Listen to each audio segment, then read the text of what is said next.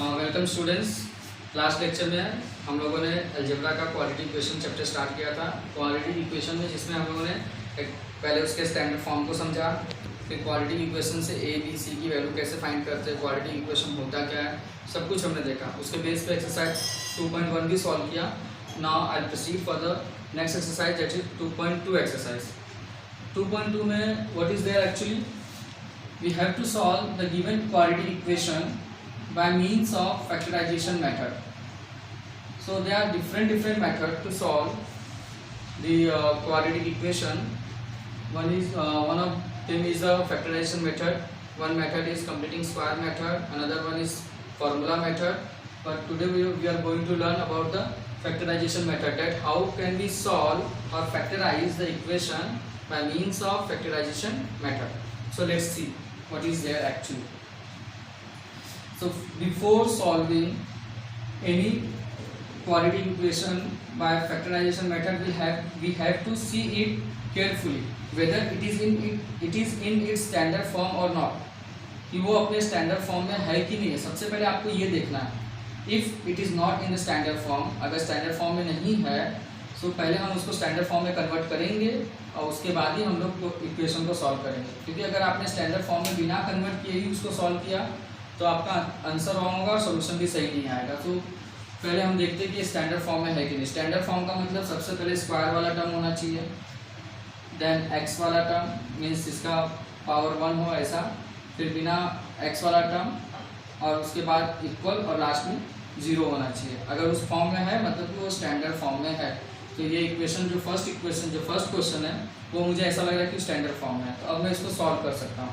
इसको सॉल्व कैसे किया जाता है, तो जैसे अभी मैं आपको बता रहा हूँ, ये इसका स्टैंडर्ड फॉर्म है ax² + bx + c = 0।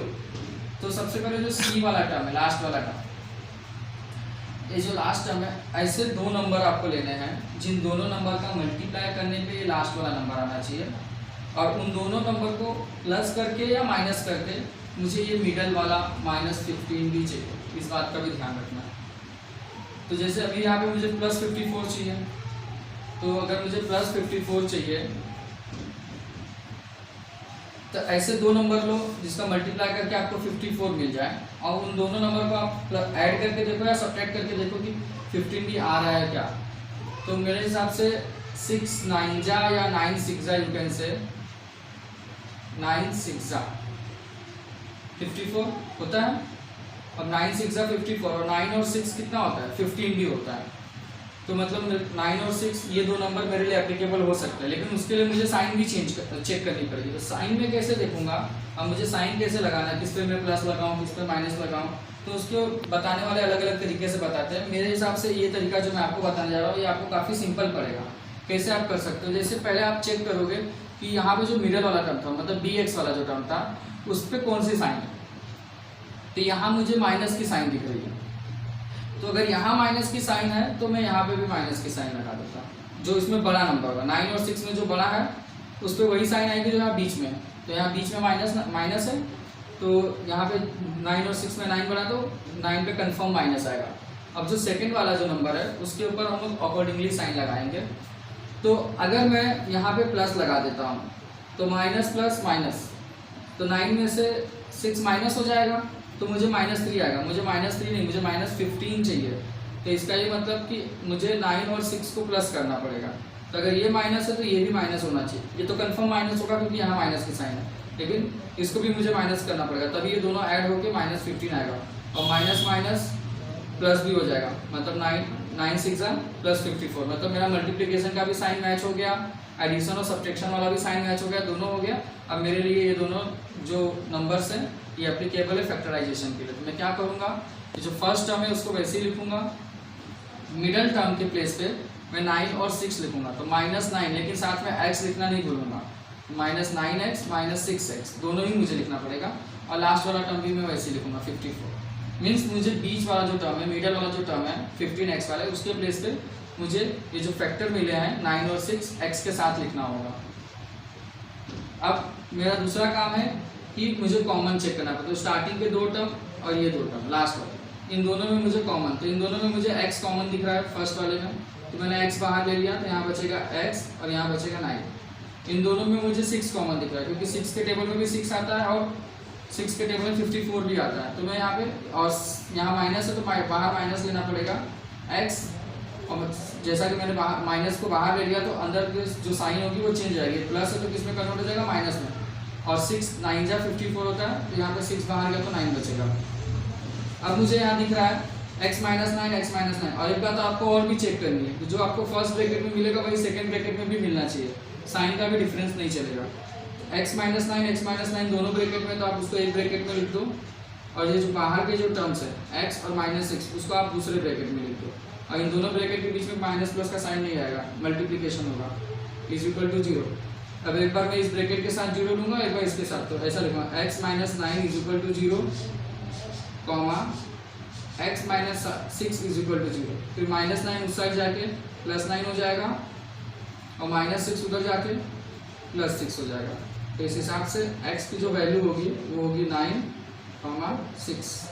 I hope कि आप सबको समझ में आया होगा ना। Question number 2 and 3 are going to solve by yourself. मैं क्वेश्चन नंबर 4 भी आपको एक्सप्लेन कर रहा हूँ, क्योंकि ये थोड़ा सा अलग क्वेश्चन था, इसके लिए। इस क्वेश्चन में क्या है बच्चों, इस क्वेश्चन को देख के मुझे ऐसा पता चला कि ये स्टैंडर्ड फॉर्म में नहीं है, क्योंकि एक साइड 0 होना चाहिए, 0 तो है ही नहीं। इक्वल के जो राइट हैंड साइड में हमेशा 0 होना चाहिए, राइट हैंड साइड में 0 नहीं है, तो मुझे उसको स्टैंडर्ड फॉर्म में सबसे पहले लाना होगा। तो मैं क्या करूँगा, यहाँ पे 5m² ऐसे रहने देता हूँ, और बाकी के सारे टर्म्स को इधर लेकर आता हूँ। तो जब 22m इधर आएगा तो -22m हो जाएगा, and 15 when we'll move this side it will become -15. So and now nothing is left over here, so I'll just write 0. One more thing is there. अभी मुझे ऐसा लगता है जैसा कि मैंने आपको बताया था लास्ट क्वेश्चन में कि मल्टीप्लाई ऐसे दो नंबर मल्टीप्लाई करो कि लास्ट का टर्म है। लेकिन बच्चों आपको एक बात और भी ध्यान देना है कि जो फर्स्ट टर्म है वहाँ पे 1 होना चाहिए, मतलब 1 मतलब कुछ नहीं दिखना चाहिए यहाँ पे। अगर कुछ है तो पहले हमको उसका मल्टीप्लाई करना पड़ता है। ये जो क्वेश्चन है यहाँ पे जो स्टार्टिंग स्क्वायर वाला जो टर्म है यहाँ पे 5 है, तो सबसे पहले अगर स्क्वायर वाले टर्म के साथ कोई भी नंबर रहेगा तो उस नंबर का मल्टीप्लाई सबसे पहले आप लास्ट वाले टर्म में करोगे। मल्टीप्लाई करने का ये मतलब नहीं कि आप उस नंबर को उधर ले जाओगे, सिर्फ आप मल्टीप्लाई कर रहे हो, आपको पता करना है कि इसका प्रोडक्ट क्या आ रहा है। तो 15 5 75, माइनस है तो -75।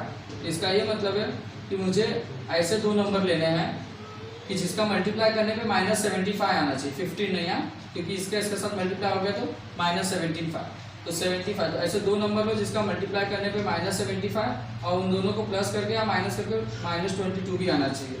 तो 25 3 जा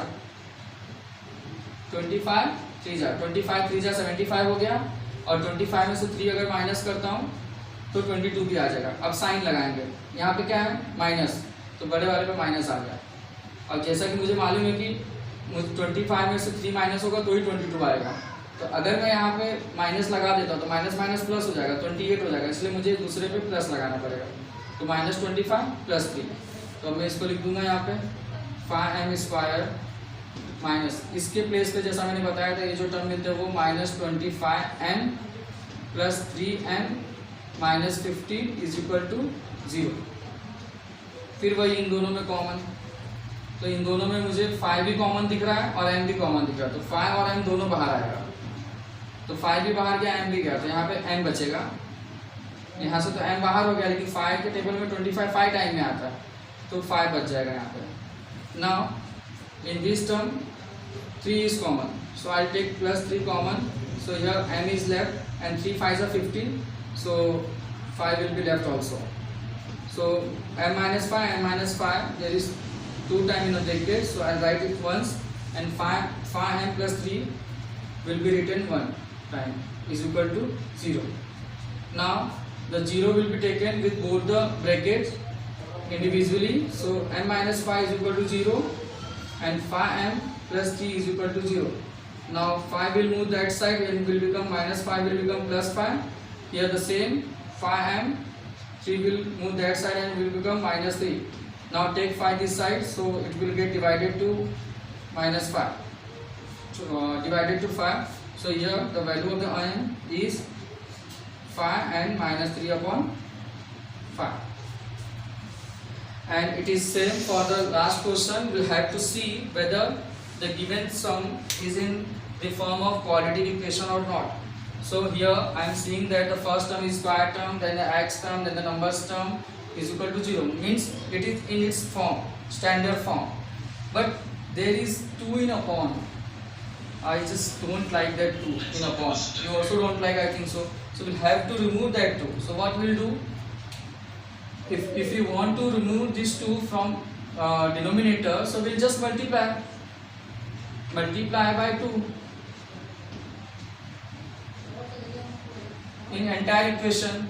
So 2 will be get multiplied with 2x square, 2 will be get multiplied with 2x, and 2 will be multiplied with 1 upon 2 also is equal to 0. Now 0 cancel, 2 cancel. This is 4x square minus 4x and 1 is equal to 0. Now there is 4 with the square term, that is x square term. So I will first multiply this with last term. So 4 1 ja 4 means I want to get 4 by multiplication and the 4 by addition and subtraction also. So 2 2 ja 4, 2 2 ja 4. I have to see the sign also, since here minus is there, so I have to write minus because both the numbers are same. So minus will be written on one of the 2, and the another 2 will also get the minus sign. Minus minus will become plus, so it will be minus 4x, and minus minus multiplication will get plus 4 for plus 4. So 4x square minus 2x will become at this place is equal to 0. Now I take common, so since 2 is common here, because 4 comes in the table of 2 also, so take 2 common as well as else. So here 2 will be left, x will be left, and here nothing is left because all the 2x gone outside, so it will become 1 only. So 1 will be left over here.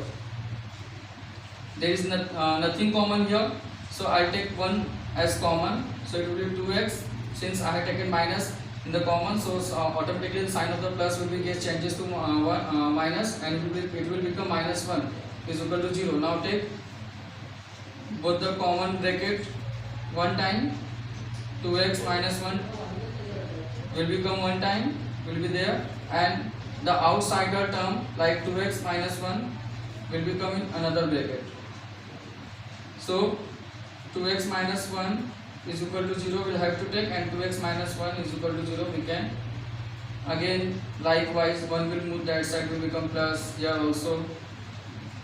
Now 2 will get divided to 1, so